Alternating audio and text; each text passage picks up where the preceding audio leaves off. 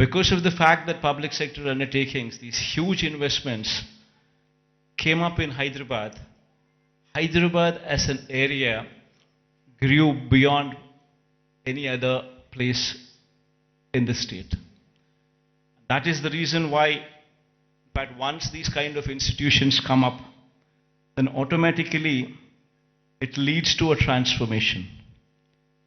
Leads better salaried employees coming out of that location, coming out of that place, which in turn leads to a cyclic effect where better institutions would come up, overall economic growth takes place, and then the city starts moving and growing.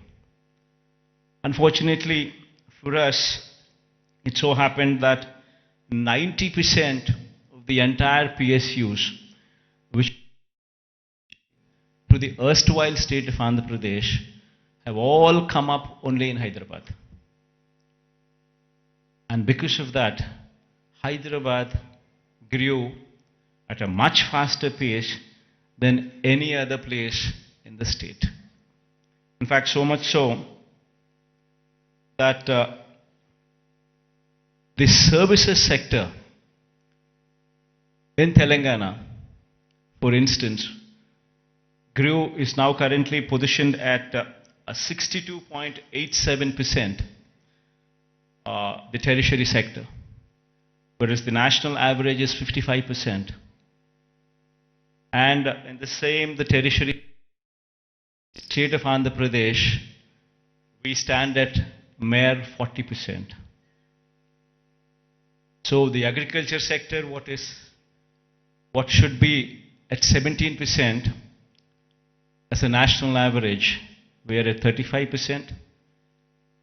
The services sector, which is the tertiary sector, which should have actually been at 55%, which is the national average, we are at 40%, whereas Telangana is at 62.87% of the state's GSDP comes from just the services sector, that is the tertiary sector, and predominantly from Hyderabad. So until and unless you have a similar kind of situation, the Andhra Pradesh's economy, we will never see the rise of the services sector. It's only the manufacturing sector that is, we are on par with the national average, which is 25%, which is the secondary sector. But there is a huge thrust that should be put in the tertiary sector, which should grow leaps and bounds, which is the services sector. And our dependence on agriculture gradually should come down, per se not meaning to say that the growth should come down. The growth in agriculture sector is per se not much. You do not see the kind of numbers what you see in the services sector. So it's very important for any particular state to grow. It's very important that the secondary sector, that is the services sector, that is the tertiary sector, should grow leaps and bounds.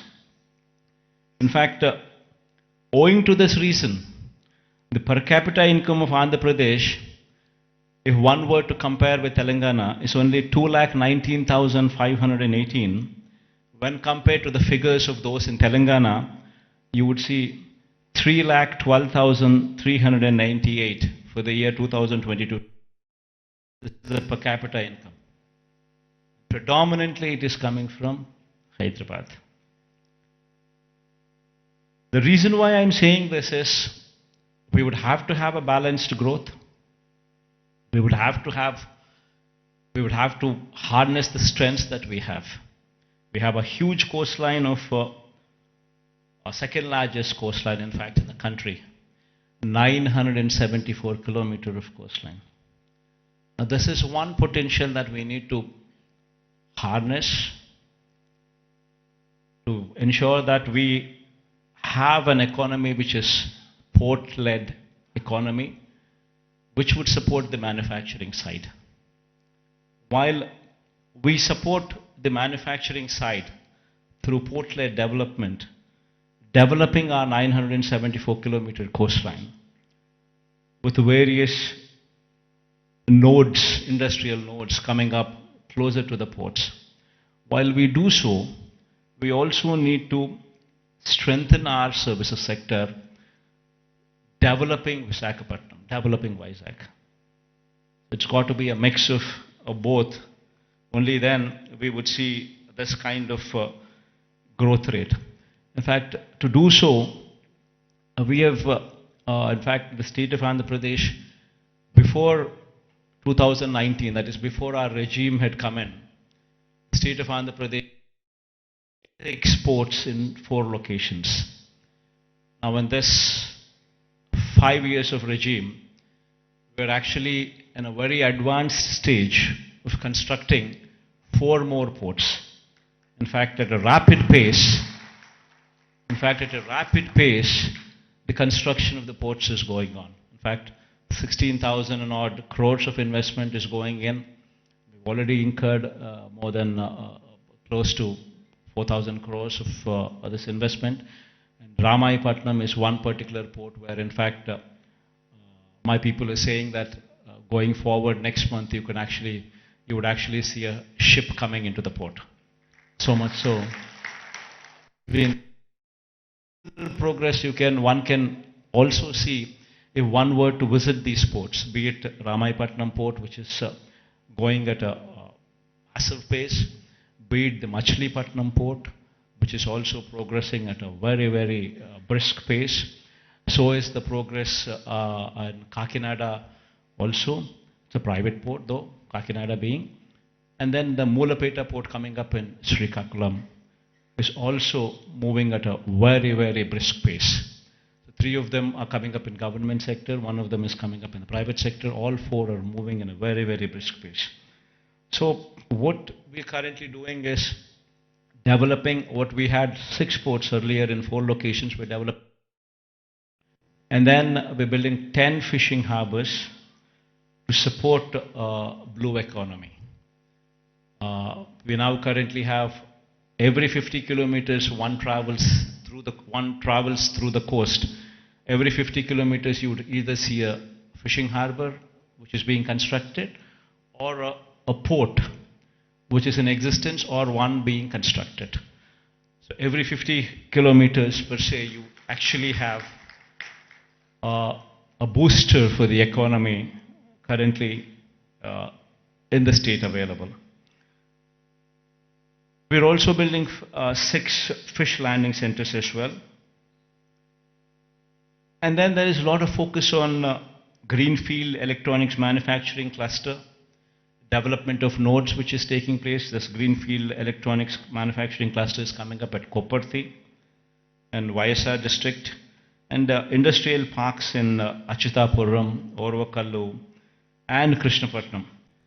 These are all several steps to ensure the development is more balanced across the state. In fact, as I've said, as I've been speaking, such is the proactive nature of the government, and such is the conducive business-friendly environment prevalent in the state, that consistently for the past 3 years, in the category of ease of doing business, the state is rated number 1. This is one major achievement that the state can boast about, trying to showcase that we per se are very friendly to environment, very friendly to industrialists. Now, having said that, it has attracted almost 13 lakh crores in the Global Investors Summit, which we concluded last year. 352 MOUs were signed, an employment potential of close to 6 lakhs. And at a brisk pace, these MOUs are being translated into reality. In fact, out of 352 MOUs that we have actually signed. In fact, 39% of these MOUs have actually translated into actual commissioning of the plants. So at a brisk pace, these things are happening, and we have also, the economy per se, if one were to look at it, just doesn't come with only the elite or the aloof or the big manufacturing sector alone coming up. It's got to be a mix of everything. In fact, so much so that I would say that the state government has implemented in these 5 years several welfare programs orienting them towards sustainable self-employment. Please subscribe Dot News.